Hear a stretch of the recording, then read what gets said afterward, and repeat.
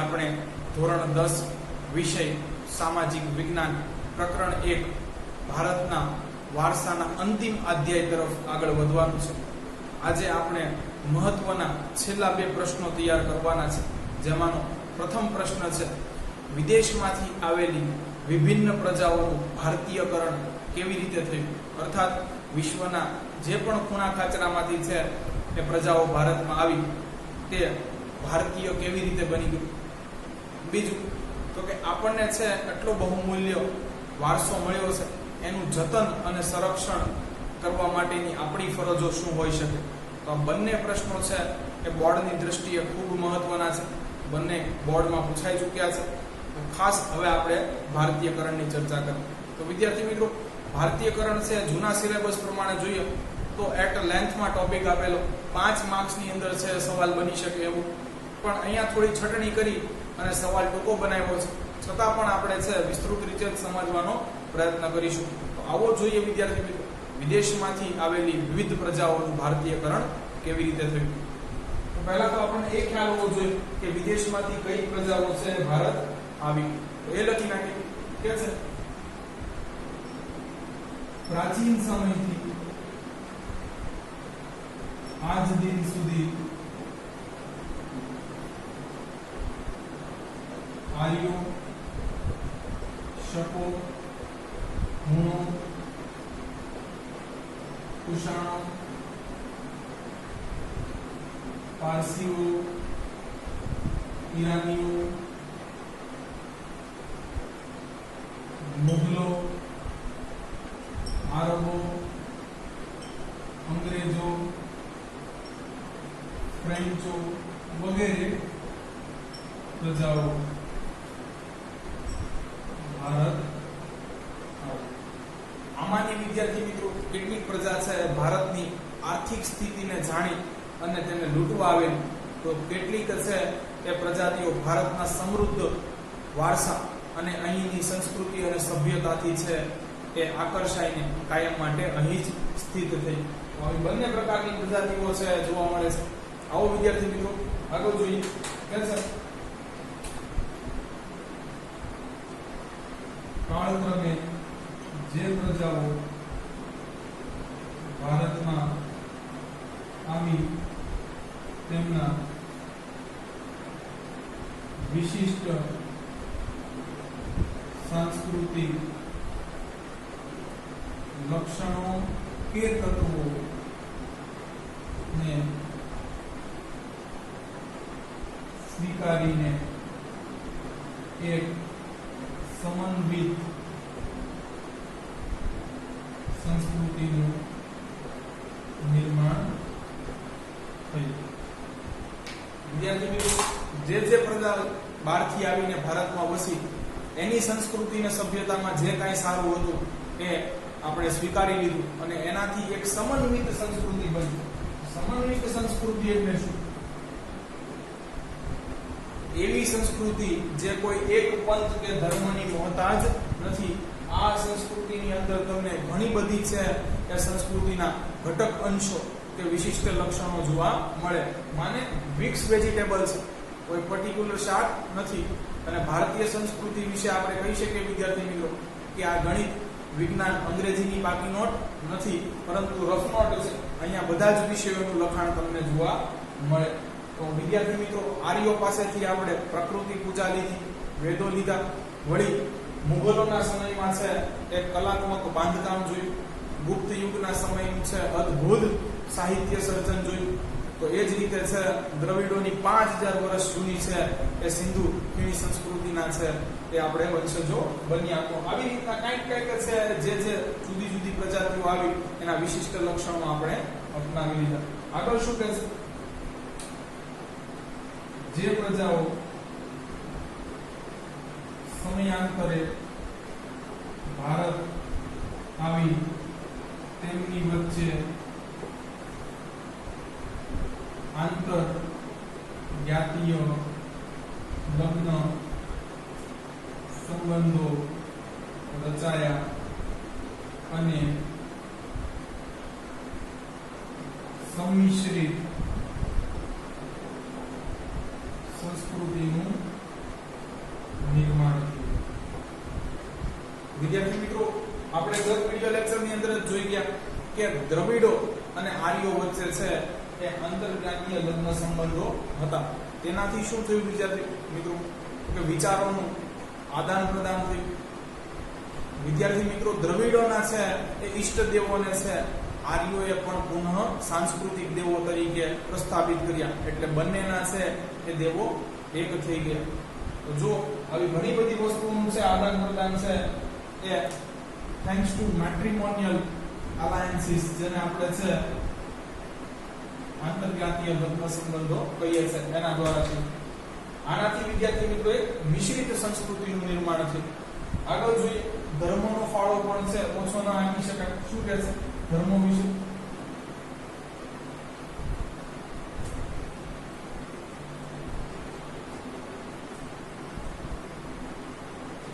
કે છે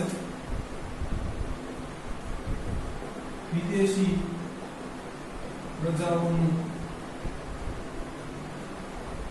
ભારતીય કરણ થવામાં ધર્મોએ મુખ્ય ભાગ ભજવ્યો.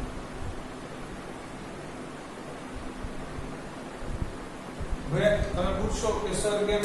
તો અહીંયા સરસ મજાનું એક ઉદાહરણ આપ્યું છે, જૂની ટેક્સ્ટ બુક નું આપણે સ્વીકારીને લઈ લઈએ. કે છે ઉદાહરણ તરીકે ગ્રીક રાજવી મિલેન્ડર એ બૌદ્ધ ધર્મથી પ્રભાવિત થઈને તેનો અંગીકાર કર્યો અને મિલિંદ બિરુદ ધારણ કર્યું. શું કહે છે? એક ગ્રીક રાજવી કે જે ભારત ઉપર ચડાઈ કરી અને ભારતને લૂંટવા આવે અને છે બૌદ્ધ તત્વજ્ઞાની નાગસેનથી પ્રભાવિત થઈ પોતાનો ધર્મ છોડી અને બૌદ્ધ ધર્મનો અંગીકાર કરે, આટલો પ્રભાવ છે એ આપણા દેશની સંસ્કૃતિનો હતો. તો ગ્રીક રાજવી છે મિલેન્ડર એ બૌદ્ધ તત્વજ્ઞાની નાગસેનથી પ્રભાવિત થઈ અને મિલિંદ બની ગયો. અને વિદ્યાર્થી મિત્રો, પ્રકરણ 4 ની અંદર જે આપણે મિલિંદ પન્નો ગ્રંથની ચર્ચા કરી છે એમાં આ જ ગ્રીક રાજવી અને બૌદ્ધ તત્વજ્ઞાની નાગસેન વચ્ચેના સંવાદો છે. ધર્મોએ પણ છે ભારતીયકરણ થવામાં મુખ્ય ભાગ ભજવ્યો. આગળ જોઈએ,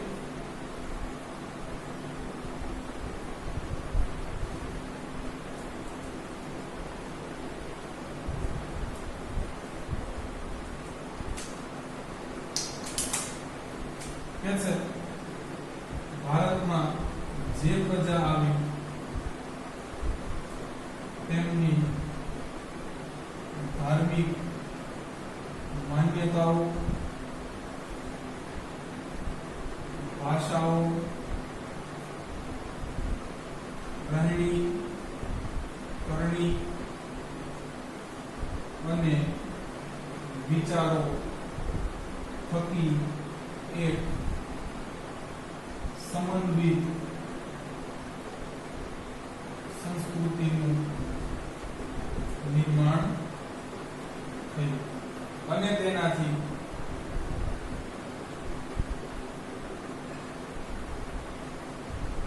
ભારતને ભવ્ય, સમૃદ્ધ અને હાથીગળ વારસો મળ્યો. વિદ્યાર્થી મિત્રો, તમને એક સરસ મજાનું છે એ ઉદાહરણ આપી શકાય કે આપણે આપણી જો રાષ્ટ્રભાષા હિન્દીની વાત કરવામાં આવે તો એમાંથી અનેક ફારસી શબ્દો તમને છે એ મળી આવશે કે જે આપણે ફારસી ભાષામાંથી સ્વીકારેલા છે. એવી જ રીતે વિદ્યાર્થી મિત્રો જોશો તો ઉર્દુ છે એ મુસ્લિમોની મૂળ ભાષા નથી. મુસ્લિમોની મૂળ ભાષા તો અરબી છે, પરંતુ ઉર્દુનો જન્મ છે એ ભારતમાં થયો. અને આજે જુઓ તો બાંગ્લાદેશ અને પાકિસ્તાન જેવા છે ઇસ્લામિક રાષ્ટ્રોની છે એ રાષ્ટ્રીય ભાષા ઉર્દુ છે. તો આવી રીતે ભાષાના આદાન પ્રદાનથી, સાહિત્યના આદાન પ્રદાનથી મહાભારત અને રામાયણ જેવા પવિત્ર ગ્રંથોનું કેટલી જુદી જુદી ભાષામાં છે એ અનુવાદ થયો. જેનાથી એક ધર્મના ધાર્મિક વિચારો છે, ધાર્મિક માન્યતાઓ છે કે બીજા ધર્મને મળ્યા. તો આમ વિચારો, રહેણી કહેણી, ભાષાઓ અને ધાર્મિક રીતિ રિવાજોના છે આદાન પ્રદાનથી એક સમન્વિત સંસ્કૃતિ બની, જેને આપણે ભારતીય સંસ્કૃતિ કહીએ છીએ. અને એનાથી આપણને જે વારસો મળ્યો એ ભવ્ય, સમૃદ્ધ અને ભાતીગળ, ડાયવર્સિફાઈડ હતો, કારણ કે એક ધર્મથી પ્રેરાઈને રચાયો ન હતો. કે છે વિદેશથી આવેલી પ્રજાનું ભારતીયકરણ એટલી હદે થયું કે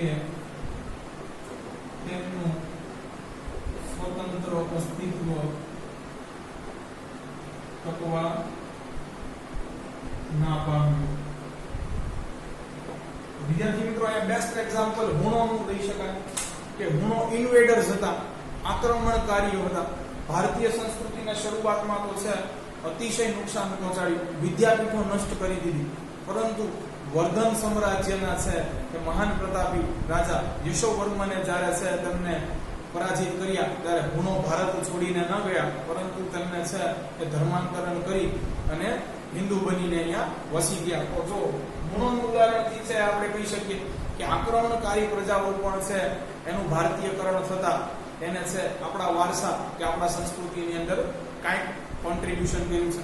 આવું જ વિદ્યાર્થી મિત્રો છે કે સલ્તનત કાળ દરમિયાન કહી શકીએ કે શરૂઆતમાં તો એને છે આપણી સંસ્કૃતિને ખૂબ જ નુકસાન કર્યું, પણ સમય જતા તેઓ પણ છે ભારતીય બન્યા અને આપણને એ સમયમાં પણ બેનનું સ્થાપત્ય અને સાહિત્ય મળ્યું.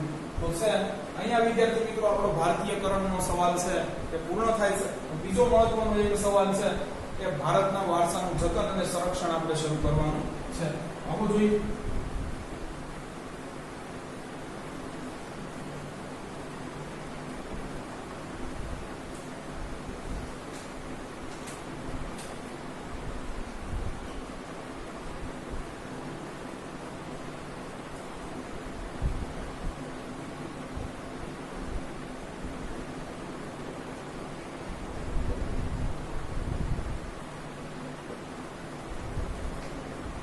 વિદ્યાર્થી મિત્રો, થોડી તો છે એ શરૂઆતમાં આપણે ભારતના વારસાની છે પ્રસ્તાવના જોઈ લઈએ.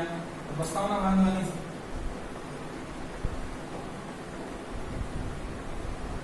છે કે છે ભારતના વારસાના વખાણ કરતા કે ભારતના વારસાએ ભારતને સુંદર, નયનરમ્ય અને આકર્ષક બનાવ્યો છે. તો વાત પણ સાચી છે વિદ્યાર્થી મિત્રો. એવા કેટલાય પ્રતીકો છે કે જેનાથી આજે છે કે ભારત ઓળખાય છે. તાજમહેલ લઈ લો, આજથી 2500 વર્ષ જૂની છે એ અજંતા અને પછી રાષ્ટ્રકૂટ રાજવીના સમયમાં નિર્મિત ઇલોરાની ગુફાઓ લઈ લો, કે અત્યારે હાલમાં છે એ નિર્મિત સરદાર પટેલનું સ્ટેચ્યુ ઓફ યુનિટી જોયું. આ જ છે ભારતનો જે સાંસ્કૃતિક વારસો છે એને ભારતને એક આગવી અને અલગ ઓળખ અપાવી છે. આપણો વારસો છે એટલો બધો પ્રાચીન છે કે જેના કારણે છે આજે પણ વિદેશી છે એ પર્યટન કરતાઓ છે એ પ્રેરાય કે ખેંચાઈને ભારતની મુલાકાત લેવા અચૂક આવે છે. શું કહે છે? ભારતના વારસાએ ભારતને સુંદર, નયનરમ્ય અને આકર્ષક બનાવ્યો છે. કે છે બીજું, ભારતના વારસાએ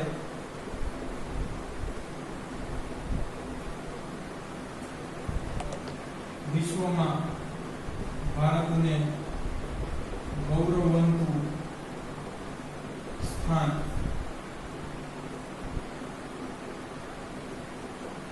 અપાવ્યું છે.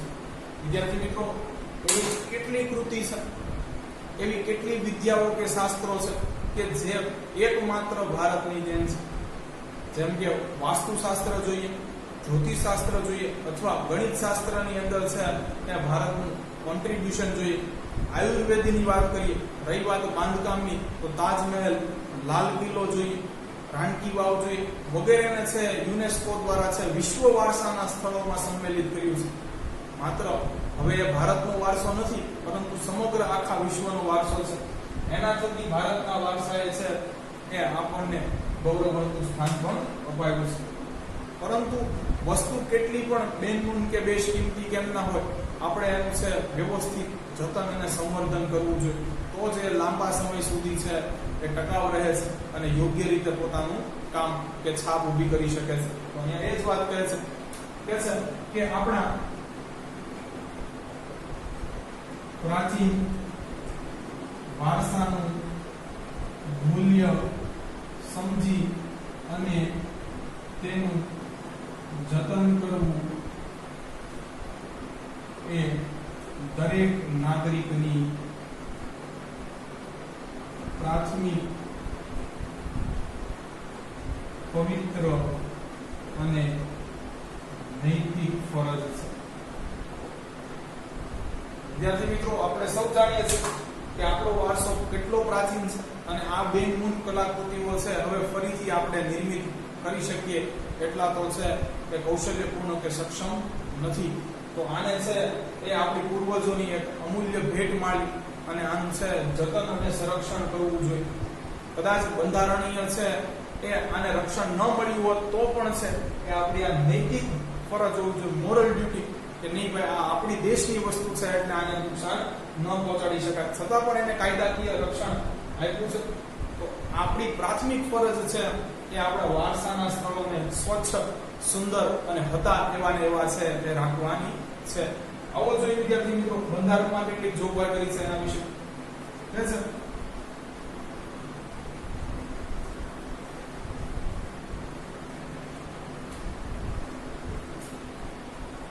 ભારતના વારસાને કોઈ નુકસાન ના પહોંચાડે તથા તેનું જતન થાય તે અર્થે બંધારણમાં કેટલી જોગવાઈ કરવામાં આવે છે. વિદ્યાર્થી મિત્રો, તમારી 5 મિનિટ ખાસ અહીંયા છે સમજવું જરૂરી છે. અનુચ્છેદ આવશે, કલમ આવશે. તો પહેલા છે કે આપણું બંધારણ કેવી રીતે લખાયું છે સરળતાથી હું તમને છે બીજું એક ઉદાહરણ આપીને સમજાવી દઈશ. તો 5 મિનિટ આપણે છે પહેલા બંધારણ પર થોડી નજર નાખી હતી. ત્યાંથી ગવર્મેન્ટમાં પણ છે ઘણા બધા પૂછી શકાય એવા સવાલો બની શકે છે. તો વાત કરીએ ભારતના બંધારણ. સમજાવવા માટે અહીંયા હું બીજી એક ટેક્સ્ટ બુક લઈશ જેને આપણે સામાજિક વિજ્ઞાન ધોરણ 10 નામ આપીશું.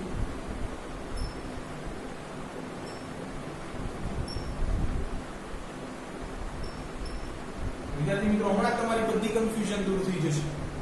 તો કોઈ પણ બંધારણ વિશ્વનું હોય એની શરૂઆત એના પ્રાઇમ્બલ આમુખથી થાય છે. સૌથી પહેલું આવશે આમુખ. વિદ્યાર્થી મિત્રો, અંગ્રેજીમાં એક સરસ મજાની કહેવત છે, ડોન્ટ જજ બુક બાય ઇટ્સ કવર. કે ભાઈ કોઈ પુસ્તક હોય એના મુખ્ય પૃષ્ઠ ઉપરથી ન કહી શકાય કે આની છે ક્વોલિટી કેવી છે, અંદર કેટલું જ્ઞાન છે ભરેલું છે. પણ હા, કોઈ પણ દેશના છે આમુખ ઉપરથી છે એ તમે કહી શકો કે એ દેશનું છે એ બંધારણ કેવું છે, એનો મૂળ ભાવાર્થ શું છે. તો આમાં આમુખ છે એ અરીસો છે કોઈ પણ દેશના બંધારણ. એમ ભારત માટે પણ છે એ ભારતનું બંધારણ કેવું છે એનો ખ્યાલ આપણને આમુખ વાંચતા થાય છે. અહીંયા પણ તમે જોશો તો મુખ્ય પૃષ્ઠ છે એની પછીના પેજ નંબર 1 ઉપર તો તમને સામાજિક વિજ્ઞાન ધોરણ 10 અને છે એની પ્રાઇઝ લખેલી જોવા મળશે. પણ બીજા પ્રત્યે છે આ સામાજિક વિજ્ઞાનની પુસ્તક છે એ તમને શું શીખવવા માંગે છે, એનું તમારા જીવનની અંદર શું મૂલ્ય રહેશે, ક્યાં તમને છે એ કામ લાગશે, કેમ આની અનિવાર્યતા છે, આ છે એ કન્ટેન્ટ ક્યાંથી લેવામાં આવ્યો છે, કોને દિન રાત એકઠી કરી અને છે આ બુક લખી છે. આની બધી જ માહિતી તમને છે એના પેજ નંબર 2 ઉપર મળશે. પછી વિદ્યાર્થી મિત્રો, તો કે છે આપણું બંધારણ છે એ વિશ્વનો સૌથી મોટો છે એ લિખિત દસ્તાવેજ છે. આને છે જૂનું જ્યારે લખાયું હતું ત્યારે 22 ભાગમાં વહેંચેલું હતું, ત્યારે એના છે 25 ભાગ છે. તો વિદ્યાર્થી મિત્રો, આપણી સામાજિક વિજ્ઞાનની પુસ્તક છે એનું પણ તમે જો ધ્યાનથી નિરીક્ષણ કરો તો અહીંયા 3 ભાગ છે. ઇતિહાસ છે પહેલો ભાગ, બીજો ભૂગોળ છે અને ત્રીજું અર્થશાસ્ત્ર છે. હવે વિદ્યાર્થી મિત્રો તો કે કાંઈ એક ભાગ છે ઇતિહાસ છે, ભૂગોળ છે, અર્થશાસ્ત્ર છે, એમાં એક જ ચેપ્ટર છે? તો કે ના, ઘણા બધા ચેપ્ટર હોય. બસ વિદ્યાર્થી મિત્રો આ 25 ભાગની અંદર જે કાંઈ બી ચેપ્ટર આપેલા છે જેટલા છે એને આર્ટિકલ્સ કહેવાય છે. આપણે લખી નાખીએ આ 25 ભાગની અંદર છે એ આર્ટિકલ્સ આવે, જેને તમે ગુજરાતી ભાષામાં અનુચ્છેદ પણ કહી શકો. તો જ્યારે બંધારણ રચાયું ત્યારે 395 અનુચ્છેદ હતા, અત્યારે 470 છે. તો આપણા પણ આ ત્રણ ભાગની અંદર કેટલા પાઠ છે? તો કે 21 પાઠ છે. તો આપણે અહીંયા લખી નાખીએ ભાઈ ત્રણ ભાગ છે, પણ એમાં એક ભાગની અંદર 7, 6, 8 એવા પાઠ આવે. તો 21 પાઠ છે. હવે વિદ્યાર્થી મિત્રો એક પાઠ છે કોઈ બી પર્ટિક્યુલર ની વાત કરીએ, દાખલા તરીકે બીજા પાઠની વાત કરીએ તો હસ્ત અને લલિત કલાઓ, એ બધી જ કલાઓનો છે ઉલ્લેખ કરેલો છે કે જેમાં ભારત કોઈ એક સમય અગ્રીમ સ્થાને. ત્રીજું પ્રકરણ જો વિદ્યાર્થી તો છે બાંધકામનો ઉલ્લેખ કર્યો છે, કારણ કે પાઠનું નામ જ છે શિલ્પ અને સ્થાપત્ય છે. તો તમને બધી જ પ્રકારનું છે એમાં બાંધકામ જોવા મળશે. ચોથો પાઠ જો સાહિત્ય, તમામ પ્રકારનું છે લેખન કાર્યનું વર્ણન કરેલું છે. એમ આમાં પણ જે કોઈ બી એક પર્ટિક્યુલર પાઠ છે, આવા 470 પાઠ છે, તો એની ઉપર પણ ઘણા બધા છે મુદ્દાઓ ધ્યાનમાં લેવા જેવા હોય છે, જેને આપણે અહીંયા સવાલો કહીએ છીએ. ભાઈ 21 પાઠ છે, એમાં બીજો 5મો 8મો પાઠ છે, એમાં ઘણા બધા સવાલો. બીજા પાઠની અંદર 15 સવાલો હોય, ત્રીજા પાઠની અંદર છે 25 સવાલો. બસ તો આ આર્ટિકલ્સ જે 470 પાઠ સમાન છે, અંદર જે ધ્યાનમાં લેવા જેવા મુદ્દાઓ છે એને કલમ કહે છે. એક આર્ટિકલની અંદર છે કદાચ કલમ નો પણ હોય, 25 કલમ હોય, 35 કલમ હોય, 5 કલમ હોય, કહી ન શકાય વિદ્યાર્થી. જેમ તમારે એક પાઠની અંદર 15 સવાલ હોય, 5 સવાલ હોય, 2 સવાલ હોય, એમ અહીંયા જે આર્ટિકલ્સ ની અંદર છે એને લગતા સવાલો છે, ખરેખર એને લગતા પોઈન્ટ્સ કે જે ધારાઓ કે કાનૂન છે એને આપણે કલમ કહીશું. તો આર્ટિકલ્સ ની અંદર શું આવે છે? કલમ. અને અહીંયા તમારા છે ચેપ્ટર ની અંદર શું આવશે? ટોપિક્સ આવશે જુદા જુદા. બસ વિદ્યાર્થી મિત્રો, હવે તમારી અંદર કોઈ એવા તેજસ્વી વિદ્યાર્થીઓ પણ છે કે જ્યારે શિક્ષક એમ કહેશે કે ભાઈ અહીંયા તો આ ટૂંકમાં માહિતી આપી છે, મારી પાસે તમે આવજો, બીજી એક બુક છે કે જેની અંદર વિસ્તૃત માહિતી આપી છે, તો એ એનો અભ્યાસ કરશે. તો બસ આવું છે એ બંધારણની અંદર અનુસૂચિઓ પણ છે. જૂના બંધારણમાં ઘડાયું ત્યારે 8 હતી, અત્યારે કુલ 12 છે. સમજાવું વિદ્યાર્થી મિત્રો. આર્ટિકલ પહેલું ચેપ્ટર છે એ કહે છે કે ભારત છે એ રાજ્યો અને કેન્દ્ર શાસિત પ્રદેશોનો બનેલો છે. વિદ્યાર્થી મિત્રો, ભલે એમાં કોઈ પણ કોલમ નથી લખી, પણ રાજ્યો અને કેન્દ્ર શાસિત પ્રદેશોની છે એ વિવિધ જાણકારી જોઈતી હોય. એક બંધારણની છે એ જો આર્ટિકલની અંદર આટલું બધું લખવામાં આવે, ઓલરેડી બંધારણ આવડું મોટું છે, કેટલું મોટું થઈ જાય, જેનો અભ્યાસ છે ખૂબ જટિલ બને. એટલે એવી બધી પછી જો વિસ્તૃત માહિતી જોતી હોય તો એની માટે અનુસૂચિઓ છે કે અંદર લખેલું છે કે ભાઈ વધુ માહિતી માટે તમે છે આ અનુસૂચિઓનો છે અનુસૂચિ નંબર 5, 3, 8 એનો છે અભ્યાસ કરી શકો છો. તો આવી રીતનું આપણું એક બંધારણ લખાયું છે. હવે શું કહે છે એ આપણે જોઈએ આગળ.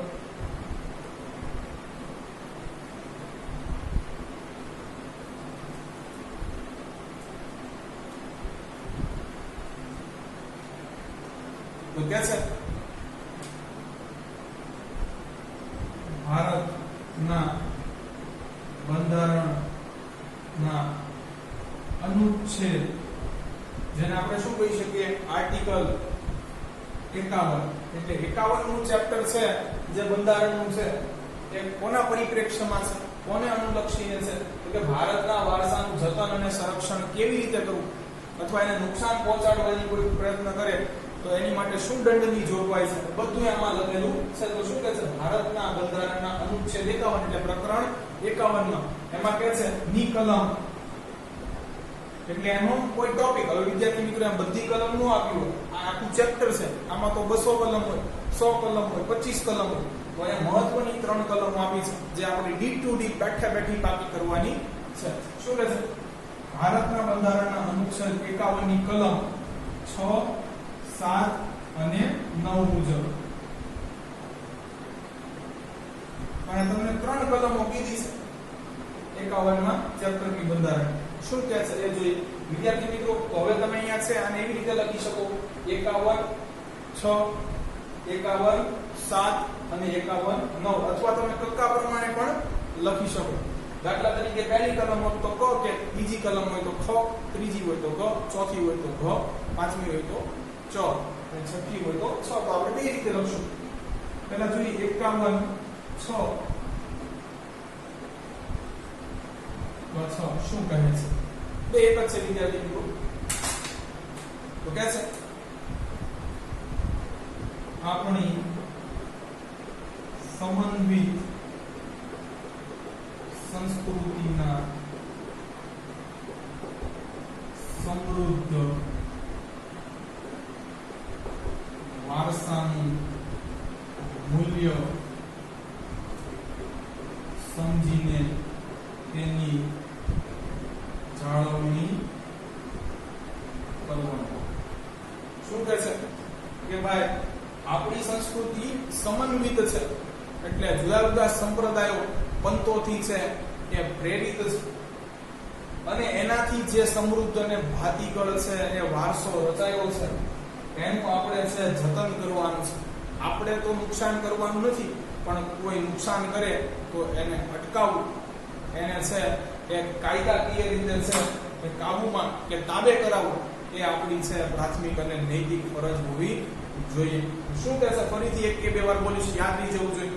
આપણી સમન્વિત સંસ્કૃતિના સમૃદ્ધ વારસાનું મૂલ્ય સમજી અને તેનું જતન કરવાની. 51 6 શું કહે છે? આપણી સમન્વિત સંસ્કૃતિના સમૃદ્ધ વારસાનું મૂલ્ય સમજી અને તેનું જતન કરવાની. ચાલો 51 7 શું કહે છે એ જોઈએ.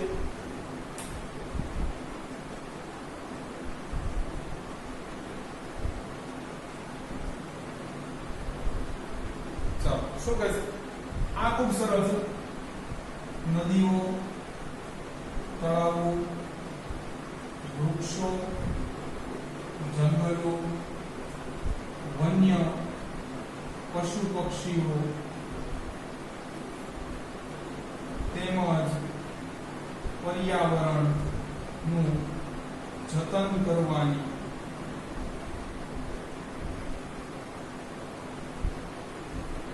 તેમાં સુધારણા કરવાની અને સર્વ જીવો પ્રત્યે અનુકંપા રાખવાની બાબતનો ઉલ્લેખ કર્યો છે. તો વિદ્યાર્થી મિત્રો, આ કલમ તદ્દન છે એ પ્રાકૃતિક વારસાને સમર્પિત છે. જોઈ લો, પ્રાકૃતિક વારસાની અંદર છે આપણે ભૂમિ દ્રશ્યો જોઈ ગયા, નદીઓ જોઈ ગયા, વન્યજીવો જોઈ ગયા, પછી વનસ્પતિ જીવન જોઈ ગયા. જો એ બધાનો જ ઉલ્લેખ છે શરૂઆતમાં. શું કહે છે? નદીઓ, તળાવો, વૃક્ષો, જંગલો, વન્ય પશુ પક્ષીઓ તેમજ પર્યાવરણ કે જેના કારણે છે આ બધા છે કે પોતાની મૂળ પરિસ્થિતિમાં છે એ કુશળતાથી જીવી શકે છે, એનું રક્ષણ કરવાનું છે. પછી કે છે એમાં સુધારણા કરવાની છે. વિદ્યાર્થી મિત્રો, પ્રાકૃતિક વારસો એવો છે કે એમાં આપણે સુધારણા કરી શકીએ. વૃક્ષો હોય તો વધુ વૃક્ષો વાવી શકે, જંગલો અથવા વન આચ્છાદન વધારી શકીએ, કુદરતી છે એ આવાસ આપીએ તો વન્ય પશુ પક્ષીઓની સંખ્યા પણ વધારી શકાય છે. એ જ રીતે છે જળાશયોને નુકસાન ન કરીએ તો એનું પાણી પણ છે એ પીવાલાયક અને ચોખ્ખું રહી શકે છે. એટલે કે છે કે અહીંયા તમે સુધારો કરી શકો. સાંસ્કૃતિક વારસો છે એને માત્ર જાળવી શકાય, એનો આપણે સુધારો કરવો થોડું કઠિન કામ છે, પુનરુદ્ધાર કરવો કઠિન કામ છે. એટલે કે અહીંયા સુધારો કરવાની અને સર્વ જીવો પ્રત્યે છે એ અનુકંપા રાખવાની. અનુકંપા એટલે કરુણા દાખવો. બરોબર? અહિંસા પરમો ધર્મ એ ઉપર સિદ્ધાંત ઉપર ચાલનારી આપણી સંસ્કૃતિ છે. એટલે કોઈ પણ છે એ વન્ય પશુ પક્ષીઓને છે એ કારણ વગર મારવા નહીં, એમ કહે છે. ફરીથી એક કે બે વાર બોલું છું. નદીઓ, તળાવો, વૃક્ષો, જંગલો, વન્ય પશુ પક્ષીઓ તેમજ પર્યાવરણ છે એનું જતન કરવાનું, એનું ધ્યાન રાખવાનું છે. બીજું, એમાં સુધારણા કરવાની અને સર્વ જીવો પ્રત્યે છે એ અનુકંપા એટલે કે દયા કે કરુણા રાખવાની છે બાબત કીધી છે. આ કલમ છે તદ્દન પ્રાકૃતિક વારસાને સમર્પિત છે. Once again I will repeat. શું કહે છે? નદીઓ, તળાવો, વૃક્ષો, જંગલો, વન્ય પશુ પક્ષીઓ તેમજ પર્યાવરણ જતન કરવાની, તેમાં સુધારણા કરવાની અને સર્વ જીવો પ્રત્યે અનુકંપા રાખવાની. ચાલો છેલ્લી કલમ જોઈએ વિદ્યાર્થી મિત્રો, એટલે અહીંયા આપણો પાઠ પૂરો થશે. 51 अर्थात 51 फिर से जाहेर बांधकाम નું રક્ષણ કરવાની અને હિંસાનો ત્યાગ કરવાની બાબત વર્ણવી છે. તો વિદ્યાર્થી મિત્રો, એવી પ્રોપર્ટી જાહેર બાંધકામ કે જે રાષ્ટ્રની સંપત્તિ છે, જેમ કે તાજમહેલ છે, લાલ કિલ્લો છે, અનેક સંગ્રહાલયો છે કે જેની દેખરેખ છે કે સરકાર રાખે છે, અનેક સરકારી કચેરીઓ છે, તો શું કહે છે કે જાહેર બાંધકામનું છે રક્ષણ કરવા, આને નુકસાન પહોંચાડવાનું કે અહીં તોડફોડ કરવાની નથી અને હિંસાનો ત્યાગ કરવાની બાબતો છે એ આમાં વર્ણવી છે. એટલે ઢીકાપાટું પણ કરવાનું નથી. તો વિદ્યાર્થી મિત્રો, સૌથી સહેલી છે એ સહેલી કલમ હતી. આ ત્રણ કલમ છે ફરી એક વખત દોહરાવું છું. શું કહે છે જોઈએ. 51 આપણી સમન્વિત સંસ્કૃતિના સમૃદ્ધ વારસાનું મૂલ્ય સમજી તેનું જતન કરવાની. 51 કે છે નદીઓ, તળાવો, વૃક્ષો, જંગલો, વન્ય પશુ પક્ષીઓ તેમજ પર્યાવરણનું જતન કરવાની, તેમાં સુધારણા કરવાની અને સર્વ જીવો પ્રત્યે અનુકંપા માને દયા કે કરુણા રાખવી. પછી તો કે 51 શું કહે છે, જાહેર મિલકતોનું છે કે જે રાષ્ટ્રની સંપત્તિ છે એનું રક્ષણ કરવાની અને હિંસાનો ત્યાગ કરવાની બાબતોનું છે એ વર્ણન કરેલું છે. તો અહીંયા વિદ્યાર્થી મિત્રો આપણો પાઠ પૂરો થાય છે. જો તમને અમારા વિડિયો લેક્ચર્સ પસંદ આવતા હોય તો આને લાઈક કરો, તમારા અન્ય વિદ્યાર્થી મિત્રો જોડે શેર કરો. Thanks for watching my video.